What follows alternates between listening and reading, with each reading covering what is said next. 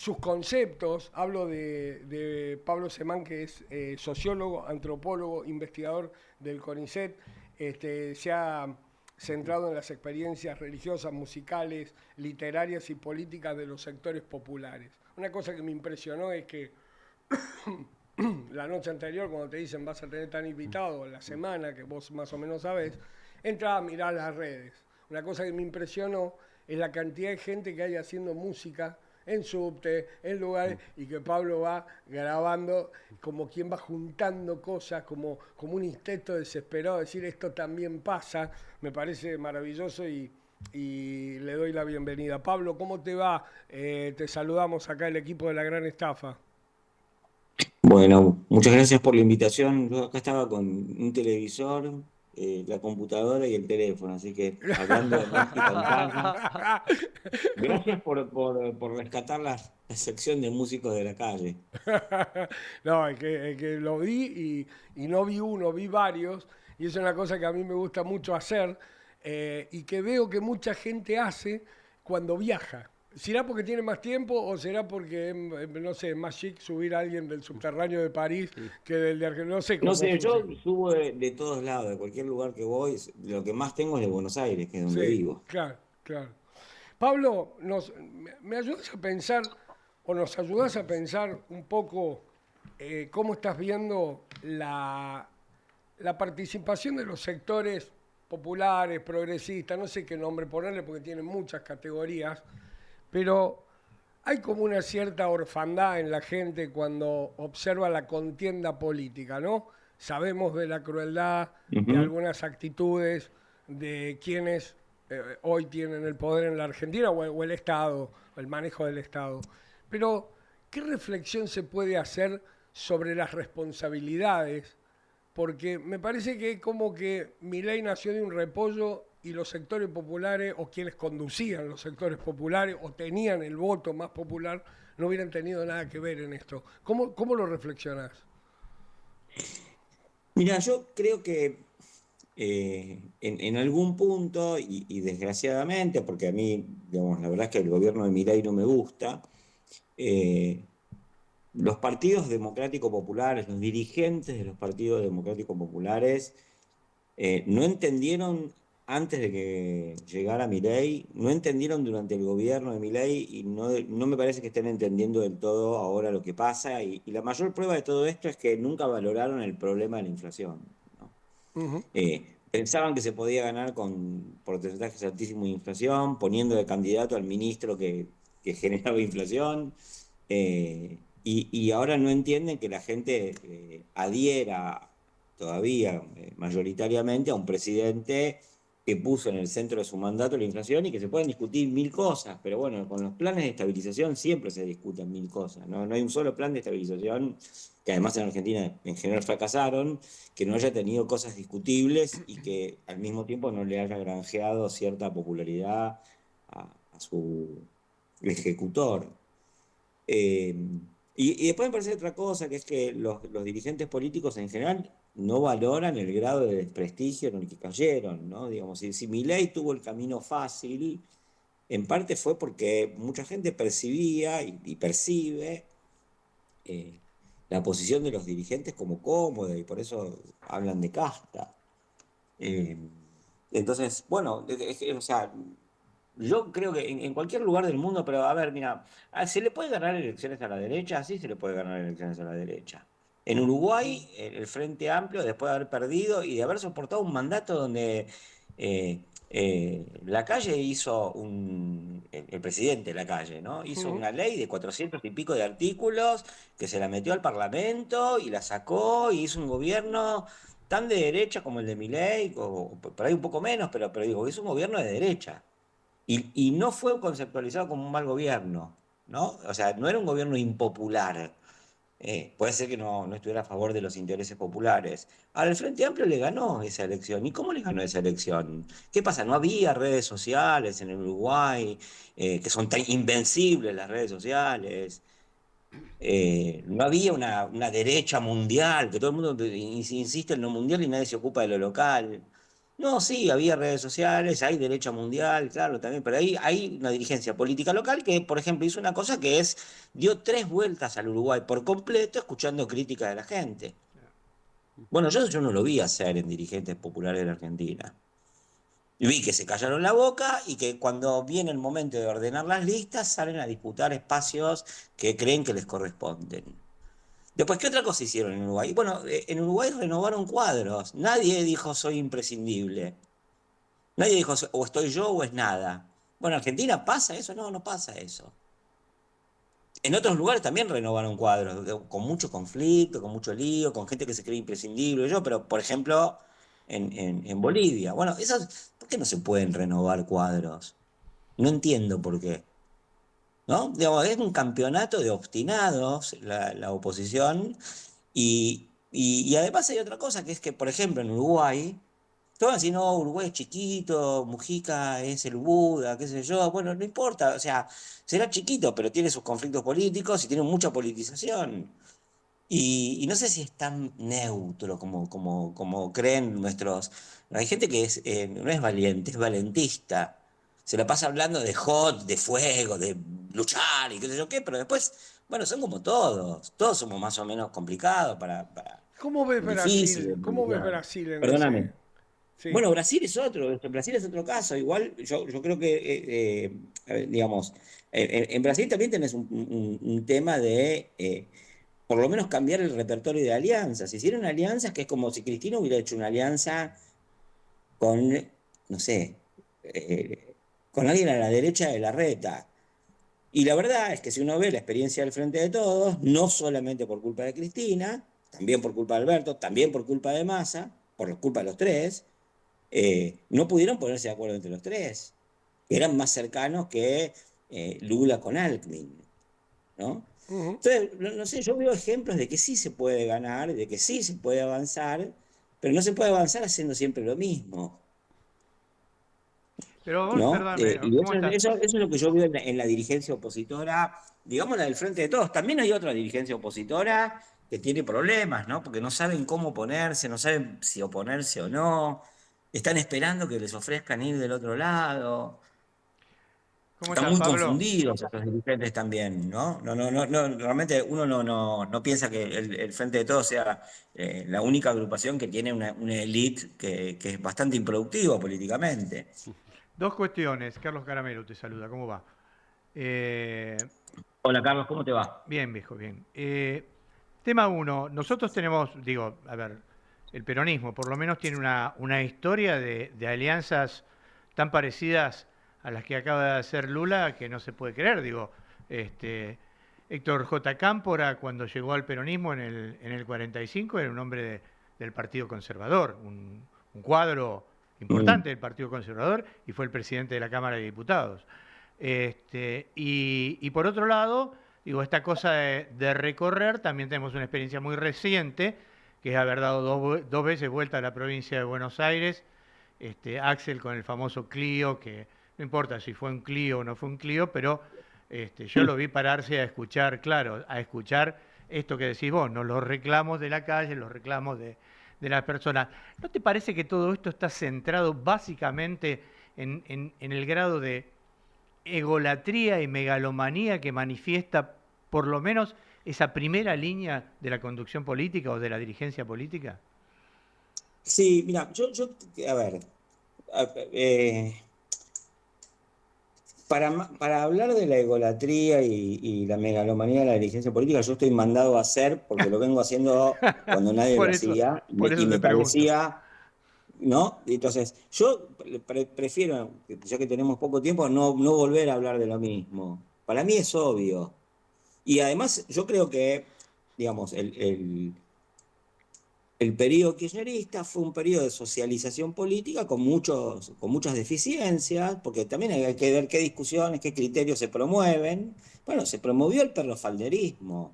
Entonces, viste, no es solamente la obediencia debida, sino la servidumbre voluntaria. Y de esto se tienen que hacer cargo los militantes. Ah, No es solamente, digamos, putear para arriba, ¿no?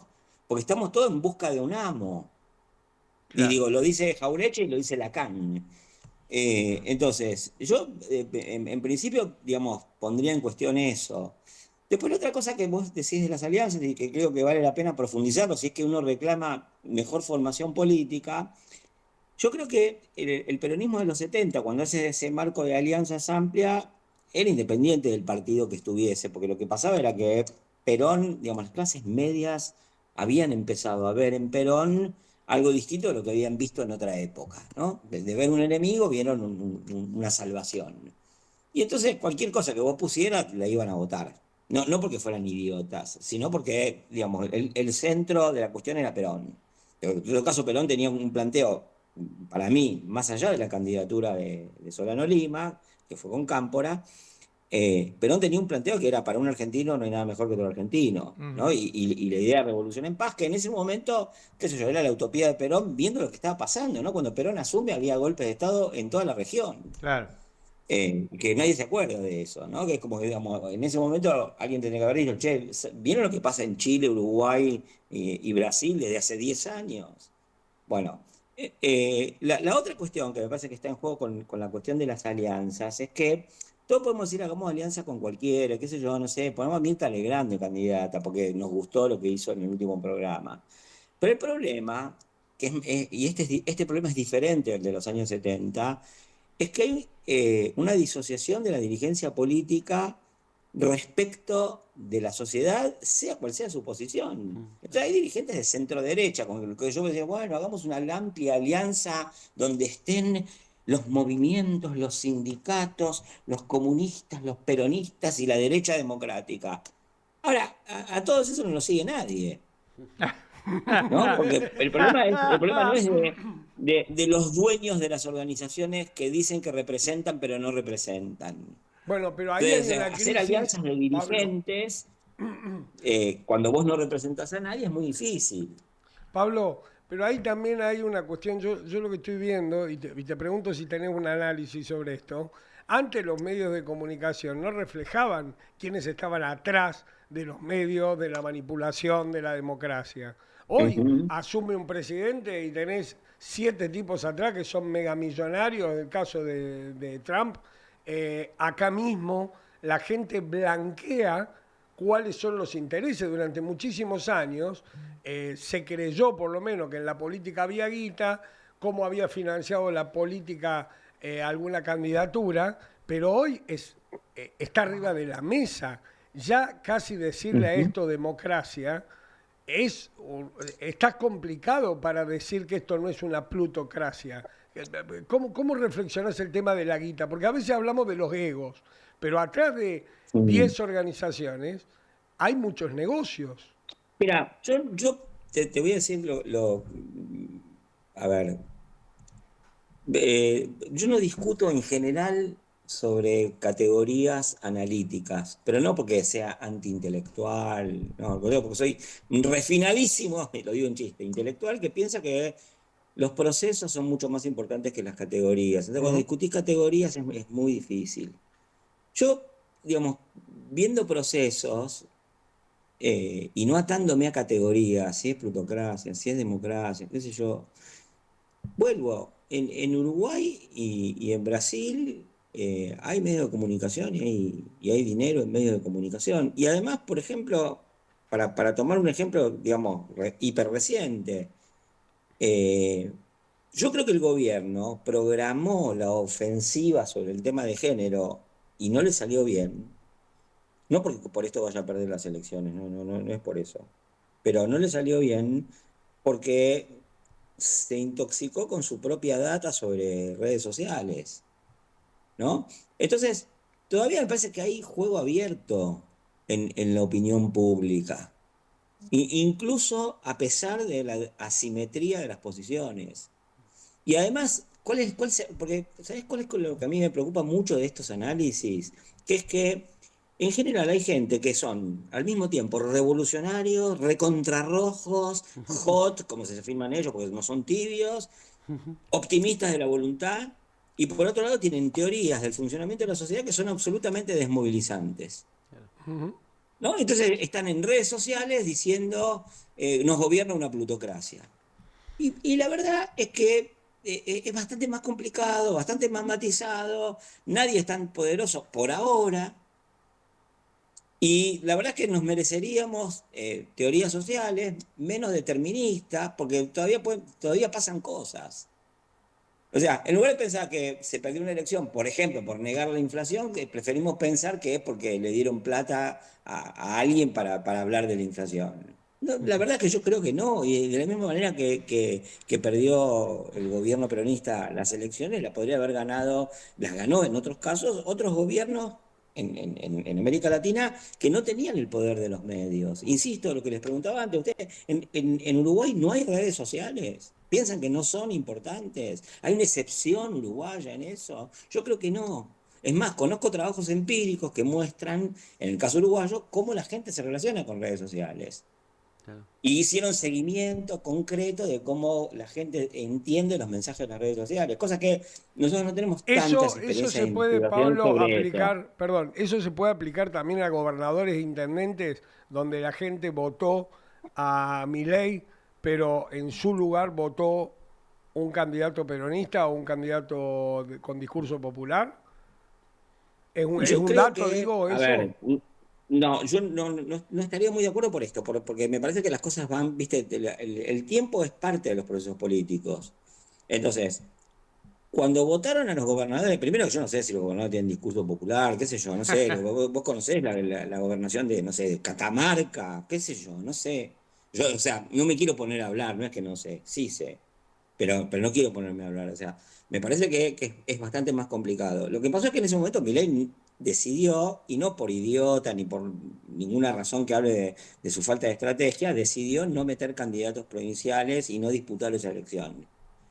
Porque él intuyó correctamente, por otro lado, como muchos políticos argentinos saben, además, que el partido, digamos, el Poder Ejecutivo es el partido político más poderoso del país. Entonces, después, cuando se hizo el Poder Ejecutivo, pudo gobernarlo todo desde ahí, a pesar de que todos decían, creo que es un verso pavote, pero pavote como pocos. Uy, por eso lo voy a repetir con este tono. O sea, no tiene poder institucional, no tiene el Parlamento, no tiene los gobernadores. Si la Constitución argentina fue diseñada para tener monarcas a los que llamábamos presidentes. Esta era Sí, sí. la versión de Alberdi. Y por eso Así, funciona. Ahora, así. hecho esto, digamos, pasado, digamos, primer momento, Milei no presenta candidatos. Segundo momento, Milei gobierna y se hace el Poder Ejecutivo. Tercer momento, Milei arma representación política en el interior con lo que él le va comiendo al PRO, con lo que él tiene, con los candidatos que él ponga y probablemente en donde tenga popularidad puede poner, no sé, a un payaso de candidato que va a sacar votos. O a un impresentable y va a sacar votos. No sé si van a ganar o no. No creo que las provincias, digamos, en las provincias se votó a Milei, en parte por los temas que tienen que ver con la inflación, en parte con los temas que tienen que ver con la seguridad y en parte con los temas que tenían que ver con la casta. Ujú. Que si hay algo que es visible en las provincias es la segmentación de la clase política respecto del resto de los Claro, ciudadanos. es verdad.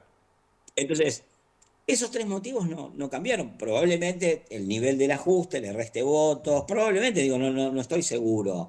Pero me parece que son tres momentos diferentes. Entonces, ahora Milei no se va a enfrentar en las elecciones de las provincias a partidos populares derrotados en proceso de recomposición. No, más bien se enfrenta a gobernadores que intentan cercar el territorio para no quedar a tiro de juicio político. ¿No? ¿Qué sé yo? Pensé en Jaldo también, ¿no? O pensemos en cualquiera de los gobernadores de cualquiera de las provincias. Los gobernadores de las provincias están midiendo todo el día, midiendo, dice, hay protesta, no hay protesta, y cuánto hay de hambre. Yo dependo, porque aparte ninguno de ellos pretende formar una fuerza política que cuestione las relaciones de fuerza, por la razón que sea.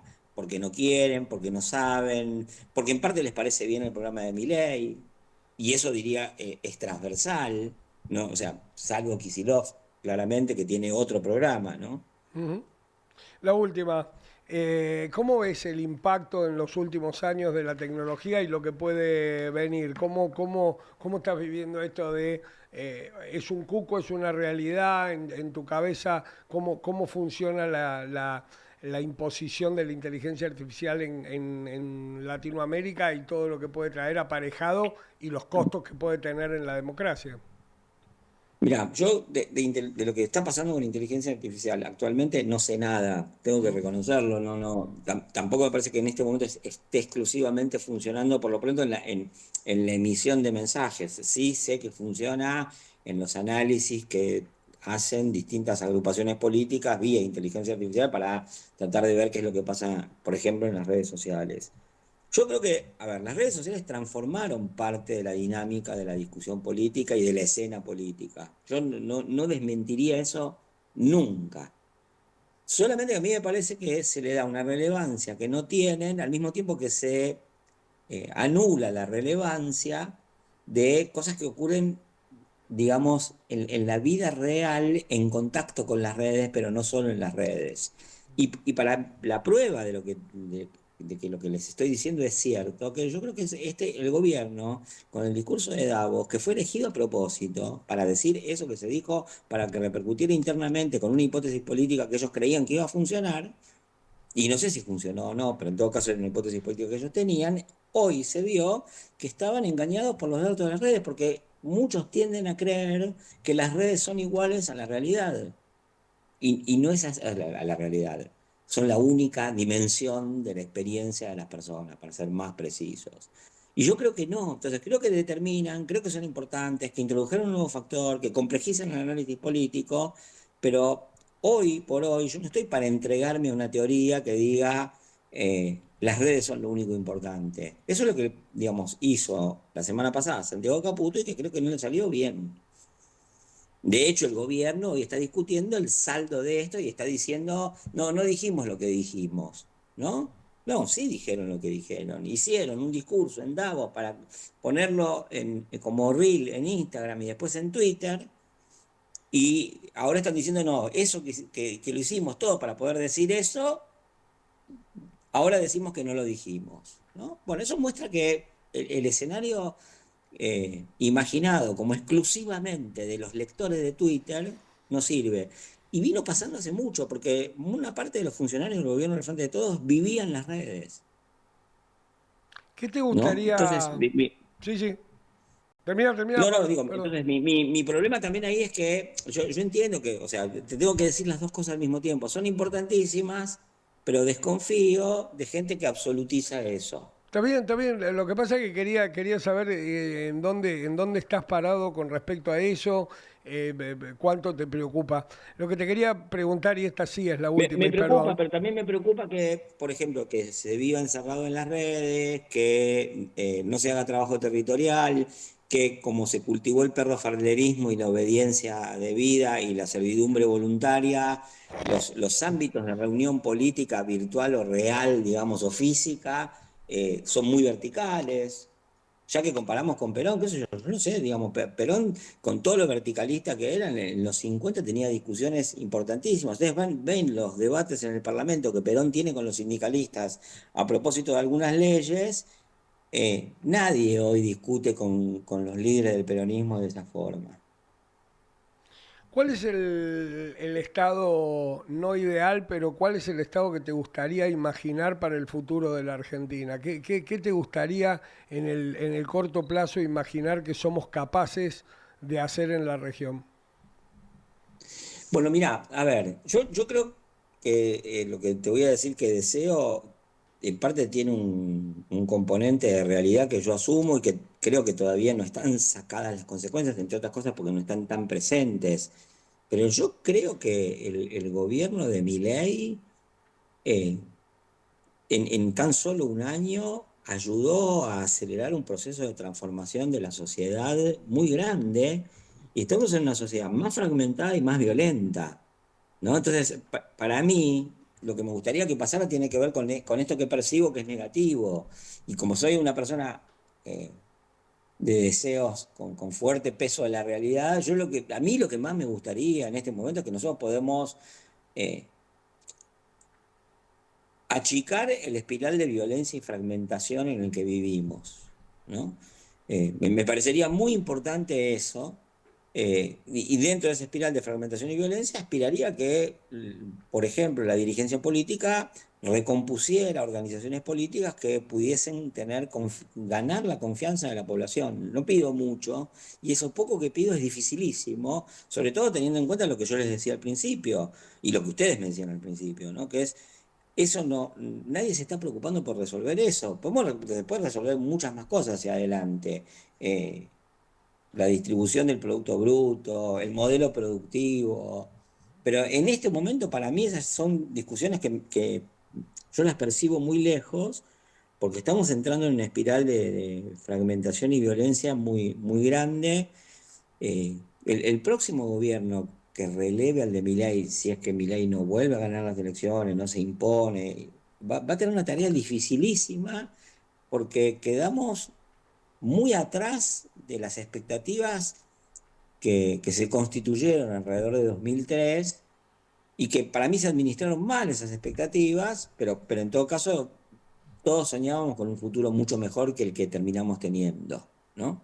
Ujú. Y el futuro mejor que podemos soñar ahora es mucho más modesto. Tenemos Claro. 60% de pobreza, tenemos el deterioro del tejido productivo que además en estos meses ha avanzado. Tenemos la precarización de los mercados de empleo. Bueno, todo eso son problemas que habría que resolver y que no parece ser que este gobierno se esté ocupando mucho de resolverlos, ¿no? Más bien de agravarlos.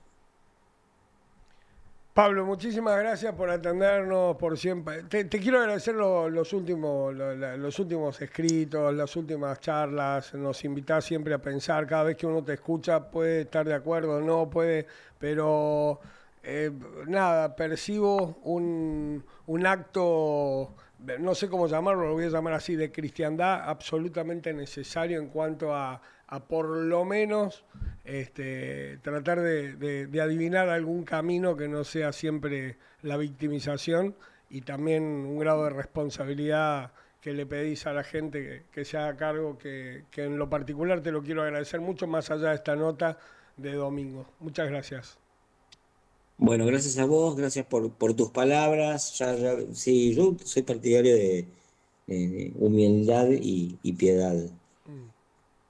Eh, Así que bueno, Gracias. gracias. Muchas Un gracias. abrazo. Pablo Semán, Abrazo. hay que leerlo.